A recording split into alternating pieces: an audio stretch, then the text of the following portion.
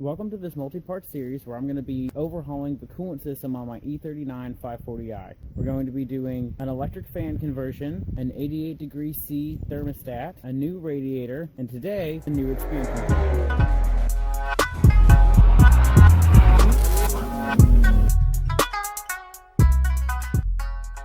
This is the part we'll be replacing. It's the coolant expansion tank.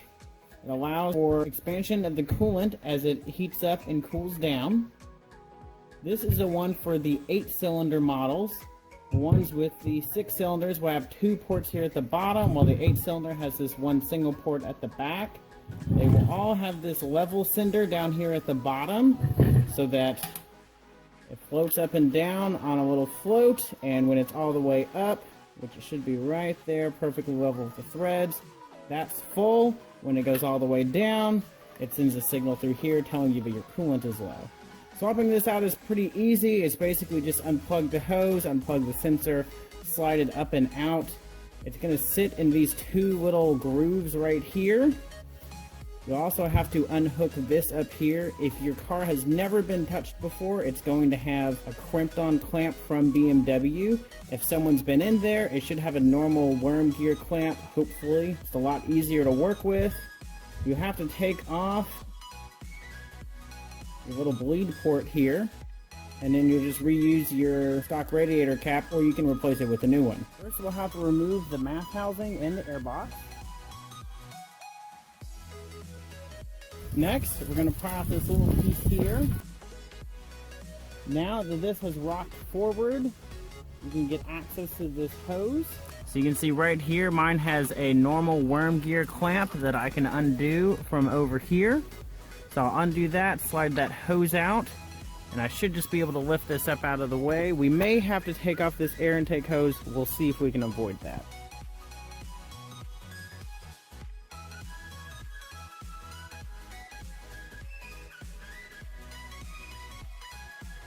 Next, you'll have to do that hose clamp down there at the bottom. I'm going to try to put a clamp on that lower hose to see if I can limit how much coolant I lose. I'm also going to try and siphon as much coolant as I possibly can out of my current overflow tank before swapping them out. You can also see the thermo switch for my electric coolant fan conversion we'll be covering in a later video, and our 88 C thermostat as well.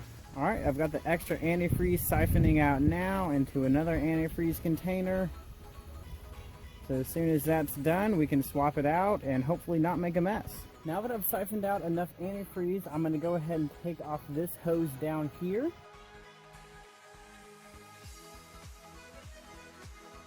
Now you're just going to unhook this plug down here. So this is the old tank we just took out. To look at it, it looks fine. Everything seems to be in okay shape. But the reason I replaced it is it was leaking around this seam here.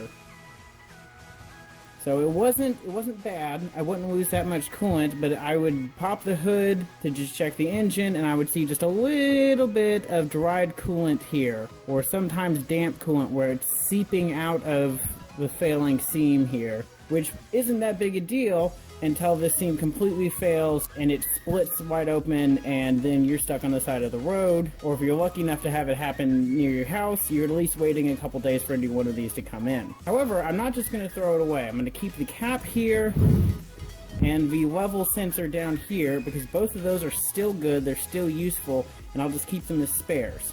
Now we just drop the other one back in.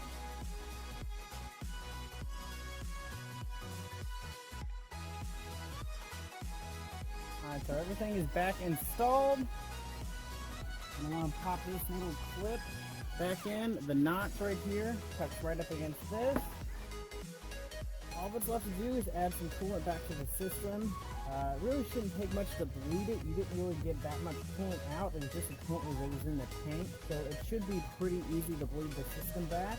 Once you've got coolant back in there, you go ahead and put all of your intake piping back in, start the car up, make sure all the bubbles get out, and you'll be done.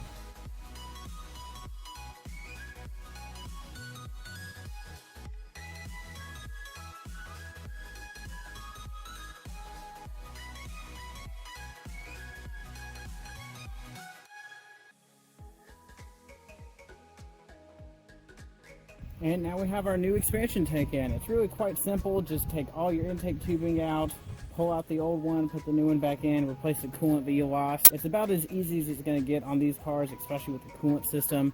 Next time we'll be covering an electric fan conversion, and then after that we'll be doing an 88C thermostat, and then we'll be replacing the whole radiator. So if you have any questions about your E39 cooling system, or you want to check out some of my other E39 videos or 350Z videos, hit that subscribe button, drop some comments below, and I will see you guys next week.